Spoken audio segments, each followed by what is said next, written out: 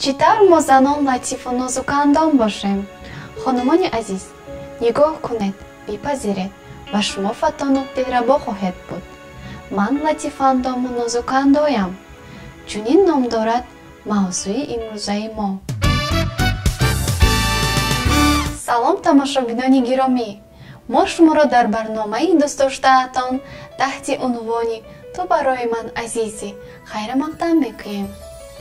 имрӯз дар маркази таваҷҷӯҳи мо духтарону занони меҳрубон ва як қисми аз ҳама муҳиму ҷудонопазири онҳо, латофату назокати занонаи онҳо қарор мегирад. латофат ин бастаи мутаносиби сифатҳои ботинию зоҳирии зан аст. латифу нафис будан ин маънои дилрабо, меҳрубон, хиромон, покизакор ва ором табиат буданро дорад. мо боварӣ дорем ки шумо хонумон, тамошобинони меҳрубон, касоне ҳастед ки зебоии ботиниро соҳибед. бинобар ин мо дар бораи 7 сир нишондиҳандаҳои латофату назокати зоҳирии шумо ҳарф мезанем. инак, якум, либос.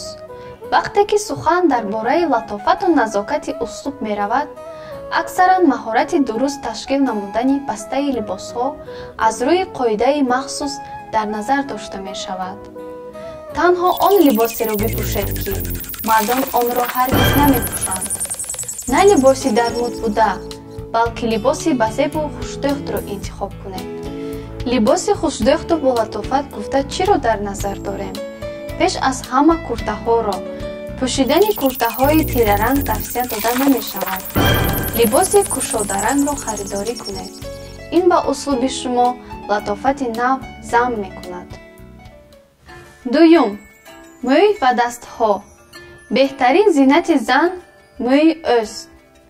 мӯйҳои ялаққосӣ ва маҳин ба андоми зебои шумо ҳусни нав зам мекунанд, агар онҳо дуруст ба тартиб дароварда шуда бошанд.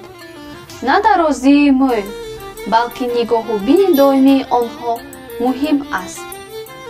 дастҳои хуб нигоҳубиншудаи зан рамзи зебоӣ ва ҷазобияти занона аст.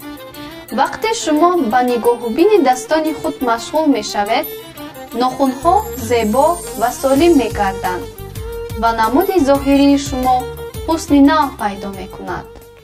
сеюм, қомат, рафтору гашт ва таннозӣ. занонеро хушандому танноз меноманд ки рафтору гашти онҳо бо зебоии ҳаракат ва нафосати махсус фарқ мекунад. гашти зебо бе қомати мавзун ғайримумкин аст. сари баланд бардошташуда, китфҳои рост, гашти чобукона ва озод ин аст гарави зебоию таннозию хиромонӣ. чорум, овоз ва имову ишора. зани латифу бо назокат истифодаи калимаҳои дағал ва овози баландро ба худ раво намебинад. лозим нест ки дар овози шумо кордонии мардона ё далерии намоишкорона намоён бошад. панҷум, ороиши рӯй ва табассум. дар ороиши бо назокату латифи рӯи зан бояд танҳо тобишҳои нафису нозук ҷой дошта бошанд. ороиши серангаи рӯй ҳамчун баёнкунандаи дағалию дуруштӣ пазируфта мешавад. табассум кунед. зуд, вале ба мавқеъ табассум кунед. кӯшиш кунед пешонаи худро чин насозед. бо ғазаб нигоҳ накунед. шашум, пойафзол. зан ба пойафзоли худ ҳар қадар ки зиёд таваҷҷӯҳ кунад ҳам кам аст. пойафзоли муносибтаре ки латофату назокати занро баён мекунад, пойафзоли пошнадори занона аст. ҳафтум, аксессуарҳо ва накҳатҳо. аксессуарҳо моро аз мардон сахт фарқият мебахшанд. чизе аз ҳама асосӣ дар ин масъала аз ҳад зиёд кӯшиш накардан ва завқу фаҳмиши чиро бо чӣ якҷоя карданро доштан аст. накҳат ё бӯй мавсимро ба назар мегирем. атрҳои ширин, дарахтӣ дар ҳавои гарм аксаран бӯи тезу баланд гулӯгиранда доранд. бӯи атрҳои тароватбахш бошад, дар рӯзи сарди зимистон метавонад эҳсос нагардад. қисматҳои рӯз ва сабаб. барои қисмати нимаи аввали рӯз ва чорабиниҳои хизматӣ атрҳои сабук мувофиқ меоянд.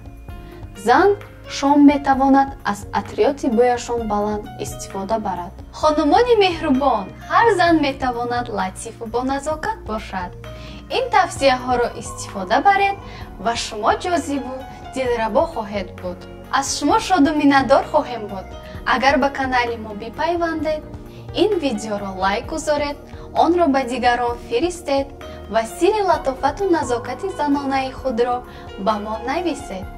хайр, то вохӯрии навбатӣ.